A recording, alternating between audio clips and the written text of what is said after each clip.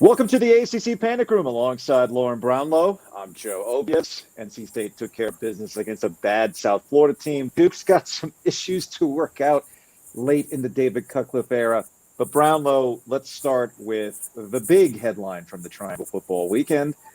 North Carolina stumbling right out of the gate. We talked about this. We warned people about this. Carolina people knew that going to Blacksburg could be a tricky experience. And sure enough, it played out exactly like that on Friday night. Yeah.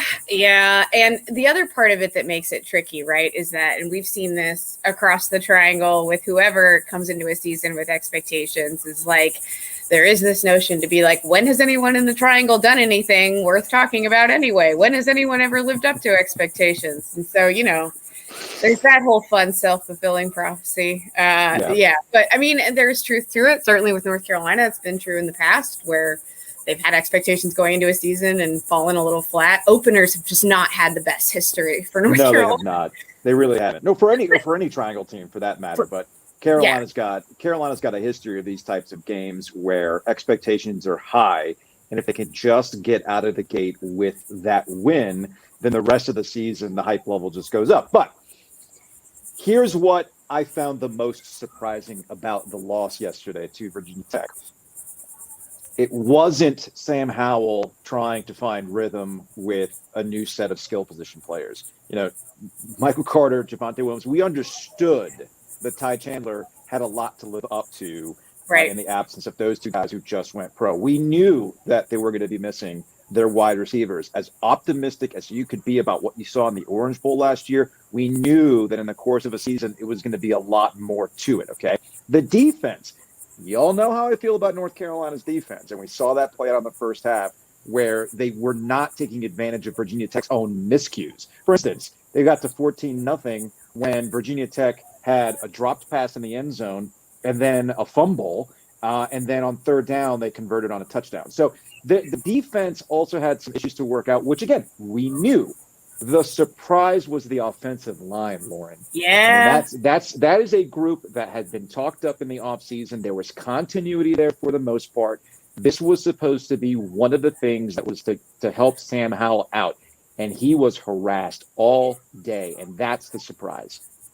Yeah, and, Mac Brown talked about that after the game and how, he's going to go back and look and see what happened, because it is also fair to remember that, like, when you have sort of this weird division of, like, okay, you have the receivers have to get open, right? You have to have a running game. You have to have all this stuff. You can block as long as you want. If receivers aren't getting open, it's not going to matter, right? So it's this weird sort of thing of, like, it all kind of has to work together in a way, right. And it obviously was not working together, and Sam Howell was just sort of forced to do everything himself. Virginia Tech was very aware of that, and especially once they got out to a lead, and I think that's a big thing too. They got out to a lead, they can kind of do what they wanted a little bit more. They could tee off on Sam Howell a little bit, but they didn't even have to. That was what was crazy. I mean, one of the sacks came on a 3-man rush. Like, It's not good, and I don't know what's going on with it. I don't know if they just straight up got beat, which is what Mac tends to lean towards, he said, but, like, you didn't expect him to get sacked 6 times and really should have been 7. That's pretty bad.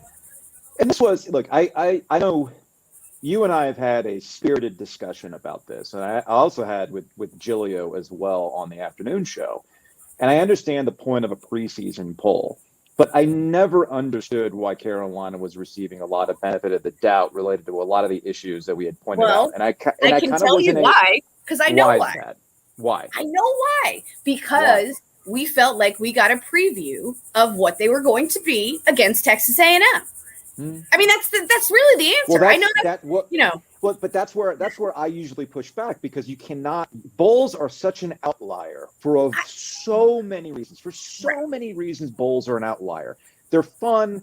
It's extra practice. It's a good way to cap off a year. But I really don't put much stock into carrying over for any team. Okay.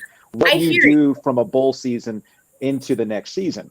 And I understood why they were ranked where they were ranked, but I got a lot of pushback for simply questioning out loud, hey, this has to get figured out. I'm not sure about this, whatever. We'll see what happens in the first week. All that being said, all these things can be fixable for North Carolina. And it's not like their schedule the rest of the way is all that taxing up until they go to see Notre Dame. on October 30th. And Mac Brown even said it after the game that, yeah, we were overrated. Yeah, no kidding. Like, that's what I've been saying. Now you got the head coach saying it. And I think suddenly it's that maybe it's the wake-up call that you need, which is it's unfortunate that it takes the first game of the season and what could be a really special season, because the Sam Howell Heisman thing is done. Yeah. And a lot of the hype around North Carolina is done too. Now they can build that back up, but Mac Brown said it. They were overrated. I didn't disagree. It's just this weird phenomenon in the triangle, right? And again, it's not unique to North Carolina, where it just seems like it's almost like some of the teams would rather not have the hype machine, because it's like the hype machine somehow equals something bad. I don't know. Yes. Maybe it's just everyone's so used to disappointment that that's what it is. Because, Sam Howell was careful to say after the game, he was like, look, we were not, we didn't underestimate them. We prepared well. They just beat us. And I respected that, because so often after games like that, you can come out and just say, we weren't ready, blah, blah, blah. But he was like, no, that's not what happened. They just beat us. We did not play well enough to win that game. He's like, and he was hard on himself. He said, I did not do enough to win that game, and I have to do better for my team. That's what he said. And it was like, okay, but it's interesting. I mean, I know what you're saying about the bowl game not carrying over. But again, it's not so much that everybody thought, oh, they'll just pick up where they left off. I think it was more a sense of like, okay, we weren't sure how they were going to replace these guys. But here they go up against a team that is eager to prove a point in Texas A&M. They were mad about being left out of the playoff. Yep. And North Carolina is going into that game with not a ton of notice without those guys that they were without. And people everybody stepped up. And obviously they didn't win the game, but you're like, okay, they can compete with this team. So why shouldn't they be able to after an offseason of preparation, et cetera, et cetera? You know what I mean? And I think that's why people were higher on them than anything else. And I also want to maintain that the season doesn't end because of the first game. Coastal chaos, everything else, they can settle down. They can get these things right, especially with the offensive line. And I'll be curious to see how the rest of the season goes. All right, moving on to NC State, South Florida from Thursday. Look, South Florida's a bad team. We understood that. Kate Fortin got yanked in the first half. The only thing I will say about the NC State win over South Florida is that the defense was as advertised. They didn't let things get tricky for them. Yes. And if you're Dave Doran, it's a positive to see you take care of business against your team. You should take care of business. Yes. And after that, I'm not going to say anything more about Devin Leary or the performance, any of that stuff. Just you took care of business against the team that you were supposed to take care of business, and you get credit for that. I know that sounds kind of simple and cliche, but it matters. No, I was going to say, look at what happened across some of the rest of college football, right? You could easily come out and shoot yourself in the foot and make mistakes and things like that. Because North Carolina did get beat, but they also like hurt themselves a lot, as we've seen them do in the past too. But State did not do that. State was crisp. They were prepared well. They did not hurt themselves with mistakes. I think you really saw the experience paying off for them, because it was a workmanlike performance for the Wolfpack, really. And they just didn't leave anything to chance. They just took care of business from the jump. And I was impressed by that. And I was very grateful that they let me stop watching early on.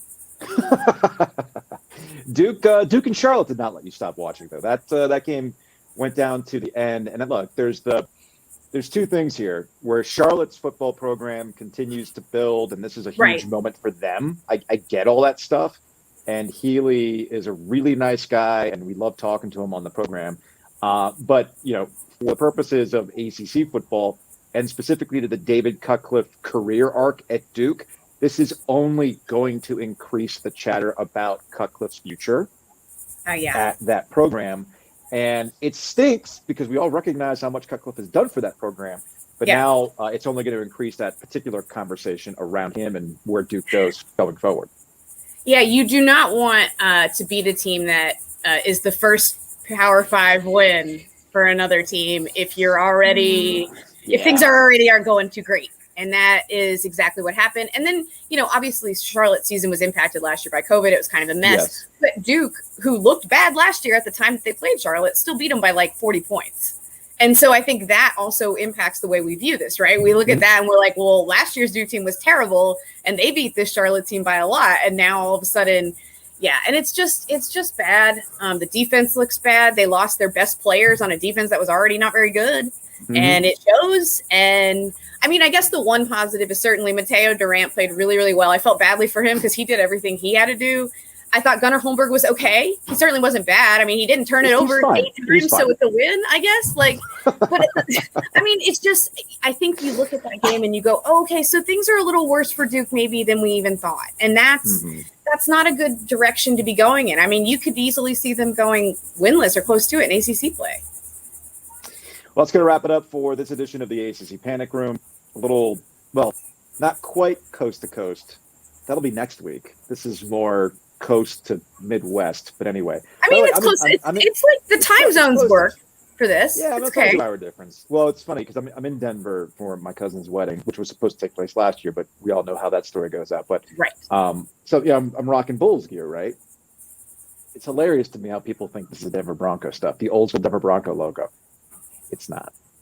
It's just. Well, they love their Bronco stuff around there. That's what I remember about Denver. You will see it everywhere. You see it everywhere. You absolutely see it everywhere. That was not at all upsetting for me when I went there literally months after the Super Bowl. That was not at all triggering for me. It was fine. It was really fine. You also see a lot of other things here in Denver, too, on every street corner. But that's another story altogether. That's going to wrap it up for this edition of the ACC Panic Room. We'll see you all later in the week.